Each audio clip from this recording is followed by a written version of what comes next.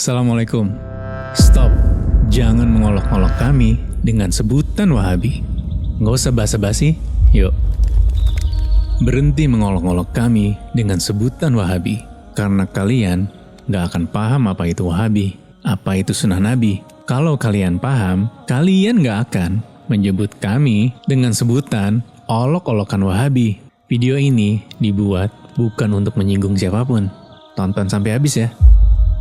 Karena hari ini banyak orang marah, bukan karena kami salah, tapi karena kami berani mengusik agama budaya yang sudah lama tidak dikritisi. Tidak ada yang mempertanyakan, amalan ini dalilnya mana? Dari siapa? Siapa yang ngajarin? Dari Nabi bukan? Sallallahu alaihi wasallam. Nabi dan generasi terbaik awal Islam ini mengerjakan amalan ini tidak. Setiap kali ada yang bicara tauhid, langsung disebut Wahabi. Setiap kali ada yang menolak syirik, bid'ah, langsung dianggap ancaman, bahkan dianggap musuh. Padahal yang kami lakukan itu sederhana. Kami ingin Islam kembali ke sumber aslinya.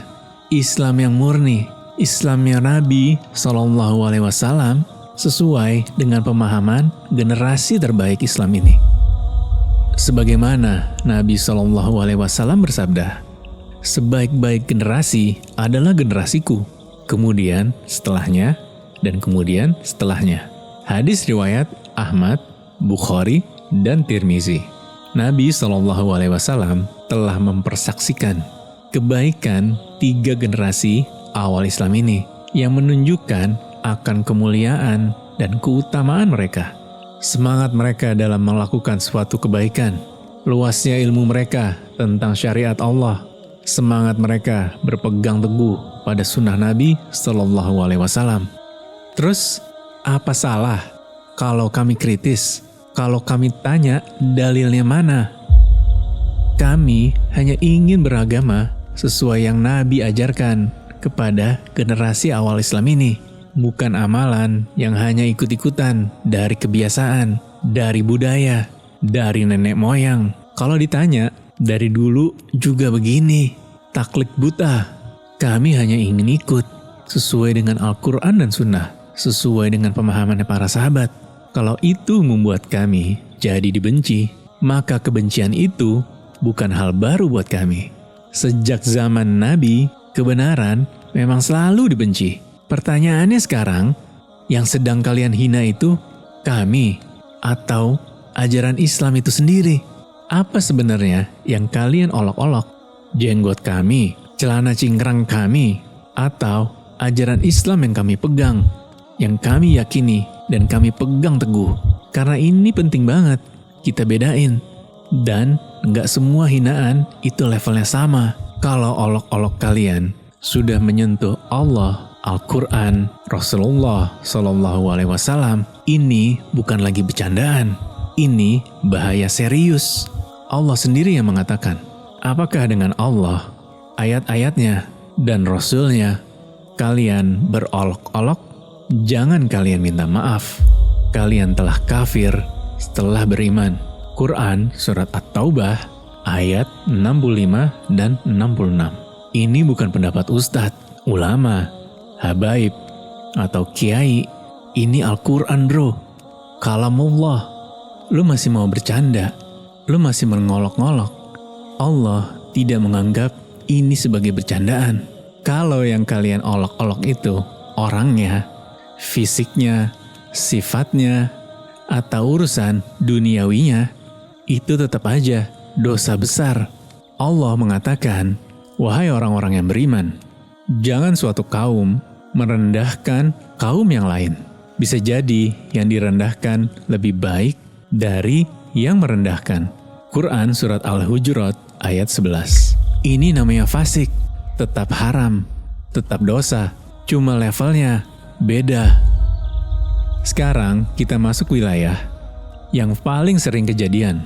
Ketika seorang muslim berjenggot, pakai celana di atas mata kaki, berusaha hidup sesuai sunnah, lalu dia diolok-olok, dibilang ekstrem, dibilang Wahabi, bahkan dianggap mabuk agama. Di sini ada 2 kemungkinan serius. Kalau yang kalian hina itu hukum syariat yang dia jalani bukan orangnya, tapi ajarannya, maka ini keluar dari agama. Seperti dalam Al-Quran surat At-Taubah ayat 64-66 tadi, itu ancamannya.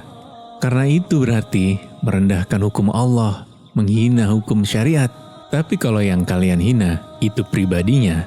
Misalnya, dia nggak pantas, so alim, lebay, berlebihan, mabok agama, maka ini termasuk fasik, dosa besar, tapi belum sampai levelnya. Namun, kalau niatnya menghina agama, menganggap Islam itu kurang, tidak sempurna, menertawakan syariat, mengolok-olok syariat, maka dia keluar dari Islam. Bahaya kan? Kan cuma bercanda. Syekh bin Baz pernah ditanya, kalau dia bilang, saya cuma bercanda, biar lucu aja, tidak ada niat menghina, tidak ada niat sejauh itu. Jawaban beliau tegas, tidak boleh, itu kemungkaran, dan pelakunya dalam bahaya besar. Dalam perkara ini, tidak ada yang namanya bercanda. Bercanda itu ada batasnya. Dan agama bukan bahan lelucon, bukan bahan olok-olokan. Menghina jenggot, menghina sunnah, atau komitmen seseorang pada Islam, itu bukan kritis. Itu kebodohan yang dibungkus tawa. Tapi kalau yang dipakai cuma ejekan, Wahabi lah. Itu tanda lo kehabisan argumen. Kami tidak minta dipuji. Kami hanya menolak agama jadi bahan olok-olokan. Karena iman bukan mainan. Dan tauhid bukan konten hiburan. Hari ini, Wahabi bukan istilah ilmiah. Itu jadi seperti peluru. Ketika kalian tidak bisa membantah dalil, kalian menyerang orangnya. Ketika kalian tidak sanggup menjawab dengan hujah, kalian melempar label. Wahabi, agama yang takut diuji dalil, itu adalah agama yang rapuh. Bahkan itu bukan jadi agama, kalau tidak ada dalilnya. Allah mengatakan, dan jika kamu menuruti kebanyakan manusia di muka bumi ini, niscaya mereka akan menyesatkanmu. Quran Surat Al-An'am ayat 116. Mayoritas bukan standar kebenaran. Jadi, lu mesti kritis. Tanya dalilnya. Pemahamannya siapa? Harus kembali ke pemahaman generasi awal umat ini. Itu generasi terbaik, bro. Nabi yang bilang, kalian bilang kami memecah belah. Padahal yang memecah belah itu agama tanpa dalil. Agama yang isinya udah dicampur aduk. Antara wahyu dan mitos. Antara sunnah dan kebiasaan. Antara tauhid dan kesyirikan. Kami membenci kebohongan dalam agama. Nabi SAW bersabda, barang siapa mengada-adakan perkara baru dalam agama kami ini, maka itu tertolak. Hadis riwayat Bukhari dan Muslim. Tertolak ya, bukan ditoleransi. Ada dosa yang Allah ampuni, ada dosa yang Allah tunda, dan ada dosa yang Allah tidak ampuni jika mati di atasnya. Sungguhnya Allah tidak mengampuni dosa syirik. Quran Surat An-Nisa ayat 48. Berdoa, minta-minta ke kubur, itu bukan khilaf. Mengkultuskan seseorang juga bisa dianggap syirik. Cari berkah kepada selain Allah, itu juga syirik. Percaya ramalan, termasuk ramalan bintang. Menggantungkan harapan pada jimat, mitos, khurafat, itu semuanya syirik. Dan kami tidak akan pernah diam ketika tauhid diinjak atas nama tradisi. Kalau ada anak muda hari ini, dicap Wahabi sedikit, langsung defensif. Padahal gini logikanya. Kalau kamu aman-aman aja, biasanya karena lu gak ngapa-ngapain. Label itu muncul bukan karena lu salah, tapi karena lu berbeda dari mereka. Allah sudah mengatakan, dan demikian kami jadikan bagi tiap-tiap nabi musuh di kalangan para pendosa. Quran Surat Al-Furqan ayat 31.